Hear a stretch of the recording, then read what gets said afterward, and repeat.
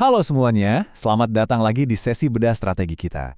Nah, hari ini kita bakal ngebahas satu teka-teki bisnis maritim yang jujur aja bikin penasaran banget. Bayangin ya, di tengah kondisi global yang lagi super nggak pasti ini, baik dari sisi ekonomi maupun geopolitik, PT Berlian Laju Tanker TBK, atau yang biasa kita kenal dengan BLTA, malah nekat mau ekspansi armada besar-besaran. Mereka berencana nambah kapal dan nambah isotank. Pertanyaannya, apakah ini langkah jenius yang udah dihitung matang, atau malah jebakan finansial yang berisiko? Yuk kita bahas. Oke, kita langsung masuk ke pertanyaan utamanya. Kenapa BLTA malah gaspol ekspansi di saat yang lain ngerem? Di saat raksasa maritim lain milih main aman dan nyimpen kas dalam-dalam, BLTA justru sangat agresif ngerencanain nambah kapal dan nyuntik dana ke sektor-sektor spesifik. Emang ada peluang emas apa sih yang mereka lihat? Nah, ini misteri yang bakal kita bongkar tuntas di sesi kali ini. Biar gampang ikutinnya, kita udah siapin roadmap yang super komprehensif nih. Kita bakal ngelewatin 6 poin utama, mulai dari ekspansi di tengah ketidakpastian, rencana armada tahun 2026, ngelihat dominasi pasar curah domestik, strategi charter dan spot mereka, diversifikasi lewat ISO tank, sampai akhirnya kita bahas prospek cerah penuh harapan di penghujung nanti.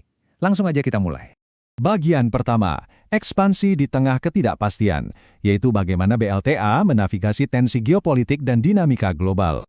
Kita tahu industri global itu lagi bergejolak banget kan? Ada disrupsi rute pelayaran di Timur Tengah, biaya bahan bakar bunker yang meroket, belum lagi ancaman masuknya kompetitor asing. Tapi coba tebak, secara internal, fondasi BLTA ini luar biasa solid. Realisasi pendapatan usaha mereka untuk tahun 2025 itu nyentuh 49,1 juta dolar AS. Itu artinya ada pertumbuhan fantastis sekitar 20,82% dari tahun sebelumnya. Buat tahun 2026 aja, manajemen berani pasang target 46,9 juta dolar AS, yang mana ini angka konservatif loh. Dan yang bikin lebih tenang lagi, ekspansi gede-gedean ini didanai pakai kas internal mereka yang super tebal. Posisi kas mereka diproyeksikan ada di angka 24 juta dolar AS pada kuartal pertama 2026. Jadi resiko likuiditas hampir nggak ada. Semuanya dibayar pakai duit sendiri alias sangat sehat. Lanjut ke bagian kedua, rencana armada tahun 2026. Kita bakal lihat bagaimana rekayasa presisi armada ini dilakukan untuk mengejar pertumbuhan. Dari data yang ada, kelihatan banget betapa tajamnya hitung-hitungan BLTA. Mereka nggak asal beli kapal gede gitu aja, ada strateginya. Pertama, mereka ganti dan divestasi kapal gas berkapasitas 3.500 CBM yang udah tua. Terus, sebagai gantinya, mereka bakal sewa satu unit kapal tanker kimia berkapasitas 19.900 DWT spesifik buat ngangkut bahan kimia anorganik. Puncaknya, mereka juga beli satu unit kapal tanker kimia minyak 17.000 DWT khusus buat ngangkut BBM. Kelihatan banget kan polanya? Setiap kapasitas baru yang masuk itu benar-benar dirancang khusus buat ngejawab permintaan kargo yang memang udah pasti ada di depan mata. Fakta menariknya, manajemen BLTA tuh nggak main-main soal manajemen aset. Mereka sangat disiplin. Waktu milih kapal baru, mereka berpegang pada 3 syarat mutlak. Harganya harus rasional, tingkat pengembalian modalnya wajib tinggi, dan usia kapalnya masih optimal. Disiplin ekstrim semacam inilah yang mastiin uang 24 juta dolar di kas internal tadi nggak menguap sia-sia, tapi benar-benar berubah jadi mesin pencetak laba. Sekarang kita masuk ke bagian ketiga, dominasi pasar curah domestik. Ini nih perisai pelindung mereka yang sesungguhnya. Biar kalian paham kenapa ekspansi ini bukan jebakan, kita harus bahas satu istilah penting, kapal pemanas atau heating vessels. BLTA ini rajanya di curug pasar ini. Kapal-kapal ini dilengkapi fasilitas pemanas khusus. Buat apa? Buat mendistribusikan produk olahan sawit domestik, kayak palm olein, stearin, sampai fatty acid. Kalau nggak dipanasin, muatannya bisa membeku di tengah jalan. Kapal tanker standar mana bisa merjain tugas ini? Makanya, di niche market ini, BLTA jadi penguasa absolut yang susah banget digeser. Nah, keunggulan teknis tadi makin mantap kalau digabung sama aturan cabotage kita. Buat yang mungkin belum familiar, regulasi di Indonesia itu mewajibkan angkutan barang antar pulau pakai kapal berbendera Indonesia. Aturan ini otomatis jadi semacam benteng gaib yang bikin kompetitor raksasa asing gak bisa seenaknya masuk dan rebut pasar domestik. Kerennya lagi, 50% dari total armada BLTA itu memang didedikasikan khusus buat muter-muter di pasar domestik aja. Artinya apa? Mereka punya stabilitas yang sangat tangguh dan relatif kebal dari gonjang-ganjing krisis global. Masuk ke bagian keempat, strategi charter dan spot, yaitu memaksimalkan pendapatan dengan bauran yang seimbang. Coba bayangkan rasio pembagian armada mereka ini benar-benar brilian menurut saya ya. BLTA mematok target utilisasi armada di rasio 70:30. 70% kapal mereka dikunci untuk kontrak time charter yang panjang.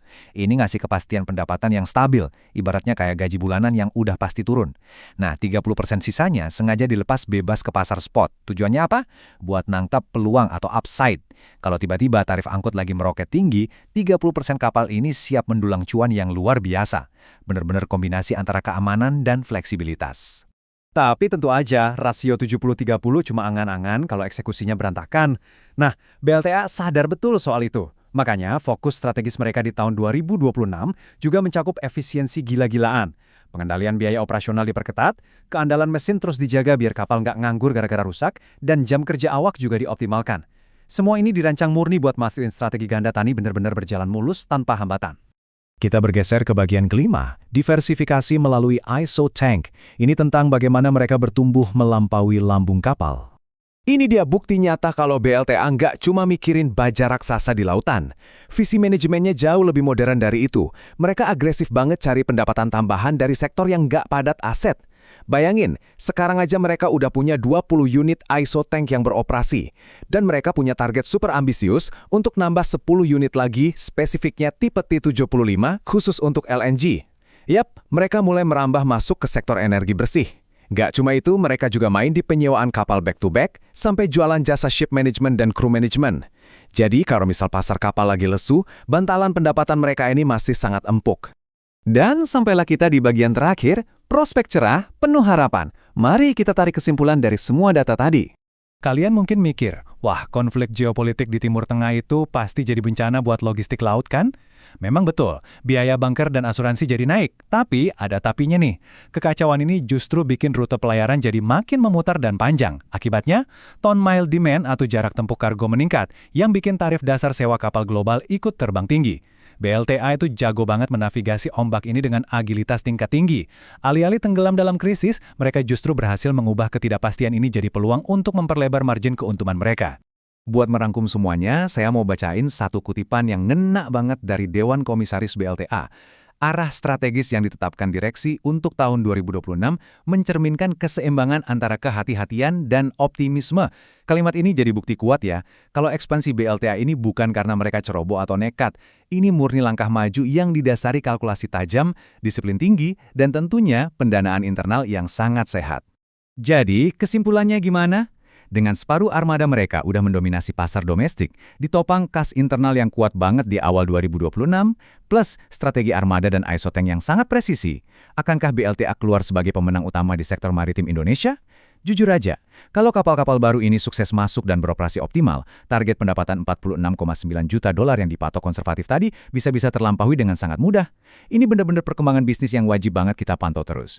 Oke, terima kasih banyak udah nemenin saya di sesi bedah strategi kali ini. Semoga kalian dapat banyak insight baru dan sampai jumpa di analisis kita berikutnya.